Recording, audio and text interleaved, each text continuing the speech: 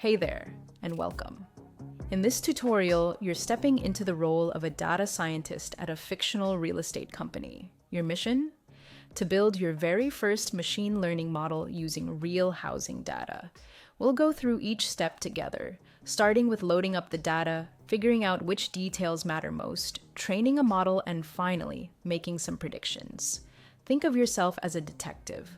But instead of solving mysteries, you're uncovering what really drives house prices. So let's go ahead and start by exploring our dataset and figuring out which columns are going to be the most useful for our project. So let's go ahead and import Pandas, and we'll give it the nickname PD. Pandas is like your trusty toolkit for working with data in Python.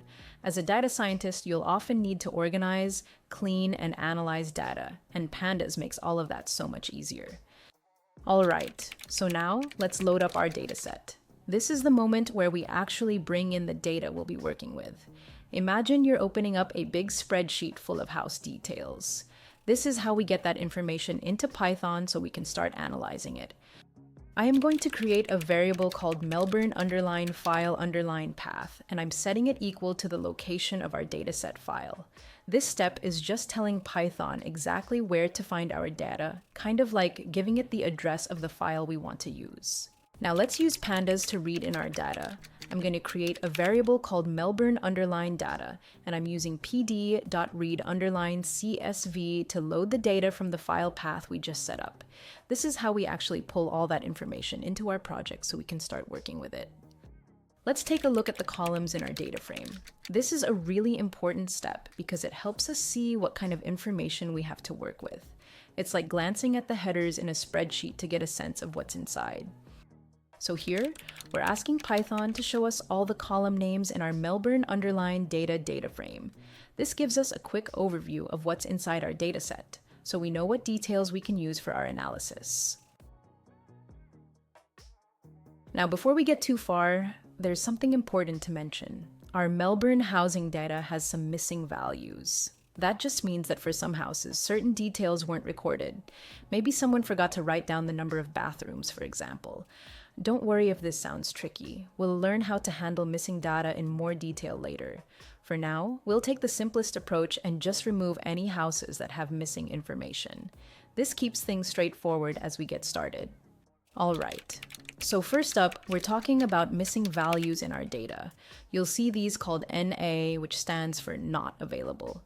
As a data scientist, you will often need to deal with missing information, so it's good to get comfortable with this early on.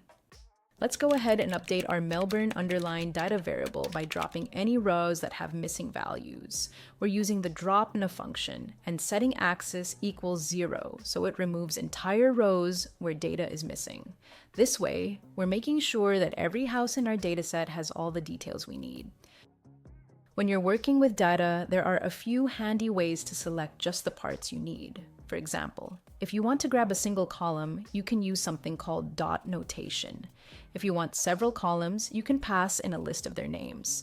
We'll use both of these techniques, one to pick out what we want to predict, and the other to choose the features that will help us make those predictions. This is a really useful skill for any data project. Let's talk about the prediction target. This is the thing we want our model to predict. In our case, the price of a house. We can pull out this column using dot notation, which is just a simple way to access a single column in our data. By convention, we call this variable y. So whenever you hear me say y, just think of it as the answer we're trying to predict. In this case, the house price. Let's go ahead and create a variable called y, and we're going to set it equal to Melbourne_data.price. So what we're doing here is grabbing just the price column from our data and storing it in y so we can work with it more easily. This is a really common step when you're setting up a machine learning project. Now let's print out y just to take a quick look at what we've got. This will show us all the price values from our dataset right in the output. It's always good to check that your variable contains what you expect before moving on. Now let's talk about features. Features are the pieces of information we use to make our predictions. Imagine you're trying to guess the price of a house. What would you look at? Maybe the number of rooms, the size of the land, or the location. These are all features. Sometimes you might use every column except the target, but often it's better to start with just a few important ones. We'll pick out a handful of features for our first model, and later on, you'll see how to experiment with different combinations to improve your results. Let's go ahead and create a variable called Melbourne_features. Here, I'm making a list of the different columns we want to use from our data. Things like rooms, bathroom, land size, latitude, and longitude. This way, we can easily refer to just these features later on in our project, instead of working with the whole dataset. By the way, when we gather all our features together, we usually call that X. So whenever you hear me say X, just remember it's the collection of all the information we're using to make our predictions. Let's go ahead and create a variable called capital X. We're setting this equal to Melbourne_data, but we're only grabbing the columns listed in Melbourne_features. So basically, X will hold just the features we want to use for our model. This makes it much easier to manage our data as we build and test our model. Let's take a quick look at our features. We can use the describe method to get a summary of the numbers, like the average and the range, and the head method to peek at the first few rows. This helps us get a feel for what our data looks like before we start building our model. It's a good habit to always check your data before moving forward. Let's go ahead and use the describe method on our data frame X. This will give you a quick summary of all the key statistics for each column, like the mean, standard deviation, and the minimum and maximum values. It's a really handy way to get a feel for your data right at the start. Looking at the summary statistics, you'll notice that most of our features are centered around 0. This usually means the data has been standardized, which is a common step in data science to make sure all features are on a similar scale. Now, let's check out a few actual rows to see what the data looks like in practice.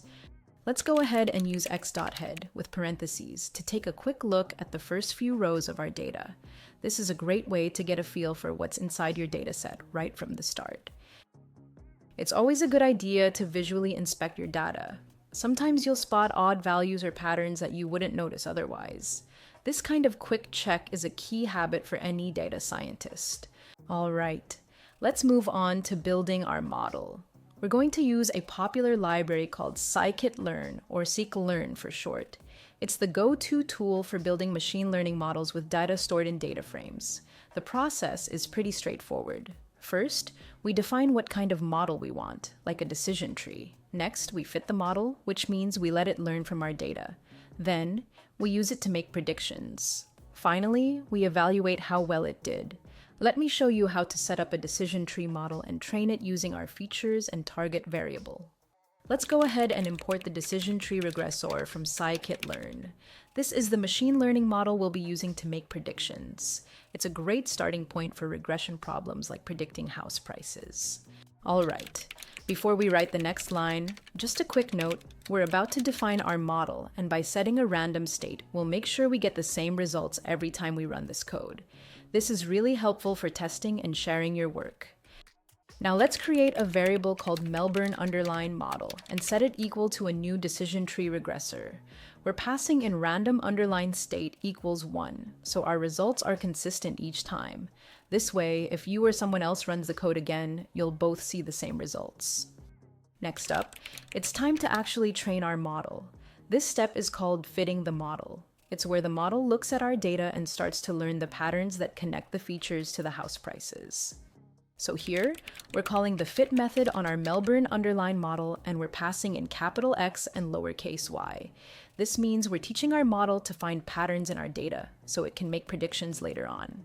It's kind of like giving it a big stack of examples to learn from.